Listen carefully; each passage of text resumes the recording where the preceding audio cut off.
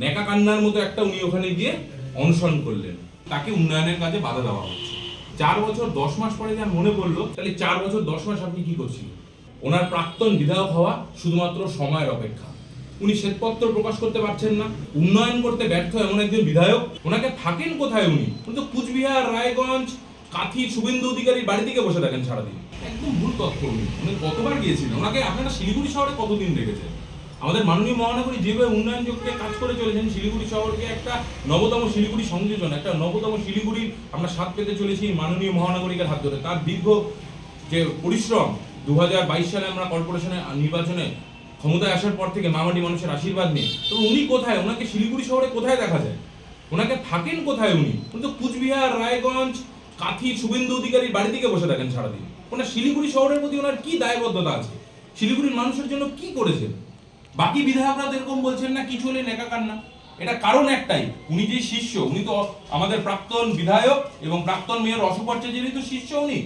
উনি যেরকম খালি রাস্তায় দাঁড়িয়ে দাঁড়িয়ে বলতেন শ্বেতপত্র প্রকাশ করব, কাজ হচ্ছে না, কিছু করতে পারছি না, সেম উনি। এবং তার ফলাফল কি হয়েছে? অশোক ভট্টাচার্যকে 6 নম্বর ওয়ার্ডে মানুষও হারিয়ে দিয়েছে, 2021-এর বিধানসভা নির্বাচনে হারিয়ে দিয়েছে। সেম পরিণতি শঙ্কর ঘোষের হবে। শুধুমাত্র আপনারা একটু সময়ের জন্য অপেক্ষা করুন, এবং ওনার প্রাক্তন বিধায়ক হওয়া শুধুমাত্র সময়ের অপেক্ষা। শিলিগুড়ির রাজনীতির ইতিহাসে একটা অত্যন্ত হতাশার দিক আমি মনে করতে পারি। হতাশাগ্রস্ত একজন বিধায়ক, যার রাজনৈতিক জীবন দীর্ঘ প্রায় 4.5 বছরের অতিক্রান্ত হয়ে গেছে। প্রায় 5 বছর ধরে উনি শিলিগুড়ি শহরের বিধায়ক আছেন, কিন্তু আজকে উনি বিধায়ক থাকাকালীন আজকে উনি অনশনটা কি নিয়ে করলেন? আজকে উনি অনশন করলেন যে শিলিগুড়ি তাকে উন্নয়নের কাজে বাধা দেওয়া হচ্ছে। তো একটা রাজনৈতিক দলের, ওনার তো দীর্ঘ রাজনৈতিক জীবনের অভিজ্ঞতা, অনেকগুলো দল করেছে, তো ওনার এমন একজন ব্যক্তি উনি, যার 4 বছর 10 মাস পরে মনে পড়া হলো, যার 2 মাস পরে আমাদের নির্বাচন, 4 বছর 10 মাস পরে যার মনে পড়লো যে সামনে নির্বাচন আছে, তাই নির্বাচনের সময় ওনার একটা মিথ্যা আর একটা অপপ্রচার করে মিডিয়ার হাইলাইটে আসার জন্য অনশন। আমাদের প্রশ্ন হলো, যদি আপনার অনশনই করতে হতো বা আপনার অনুন্নয়ন নিয়ে এত কথা বলার ছিল, তাহলে 4 বছর 10 মাস আপনি কি করছিলেন? আপনাকে তো কলকাতায় সারাক্ষণ দেখা যায়, কলকাতায় মিডিয়ার কোনো প্রোগ্রাম হলে আপনি সবসময় ওখানে গিয়ে বসে থাকেন।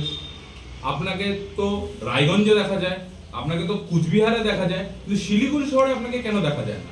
শিলিগুড়ির সুধী নাগরিকবৃন্দ এই প্রশ্নটা করেছিলেন, এবং এই প্রশ্নটার জবাব দিতে উনি ব্যর্থ হয়েছেন। তাই আজকে একটা ওই বলে না, নেকা কান্নার মতো একটা উনি ওখানে গিয়ে অনশন করলেন 4 বছর 10 মাস পরে। মানুষের সাথে যে দীর্ঘ 4 বছর 10 মাস উনি যে প্রবঞ্চনাটা করলেন, মানুষকে যেইভাবে ঠকালেন, মানুষ তার রায় 2026-এ বিধানসভা নির্বাচনে ওনাকে দেবে। ওনার প্রাক্তন বিধায়ক হওয়া শুধুমাত্র সময়ের অপেক্ষা। উনি শ্বেতপত্র প্রকাশ করতে পারছেন না, কিভাবে ওনাকে উন্নয়নের কাজে রাজ্য সরকার বাধা দিচ্ছে সেটা উনি বলতে পারছেন না। মাটিগাড়া নকশালবাড়ির বিধায়ক আছেন, ফাঁসি দেওয়ার বিধায়ক আছেন, এবং ওনাদের এখানে এমপি আছেন দীর্ঘ 15 বছর ধরে। তারা কেউ তো এখানে ডিরেক্ট কোনো অভিযোগ করছেন না, কাজ করতে পারছেন না, শুধু উনি কেন করছেন এরকম অভিযোগ? এবার আপনাদের যদি বলি 2022 সালে যে নির্বাচন, সেই 22 সালে নির্বাচনে উনি তখন স্ট্যান্ডিং এমএলএ এবং স্ট্যান্ডিং কাউন্সিলর 24 নম্বর ওয়ার্ডে। এবং আপনারা জানি 2015 সাল থেকে যে বোর্ড ছিল সেটা সিপিএম এর কর্পোরেশনের বোর্ড ছিল, সেই বোর্ডের তো উনি এমএমআইসি ছিলেন। তা সত্ত্বেও নিশ্চয়ই উনি কোনো কাজ করতে পারেননি ওনাদের বোর্ড থাকা সত্ত্বেও। এই জন্য স্ট্যান্ডিং এমএলএ থাকা সত্ত্বেও 24 নম্বর ওয়ার্ডের মানুষ ওনাকে শুধু পরাজিত করেননি, স্ট্যান্ডিং এমএলএ এবং স্ট্যান্ডিং কাউন্সিলর থাকা সত্ত্বেও ওনাকে 3 নম্বরে নামিয়ে নিয়ে এসেছিলেন।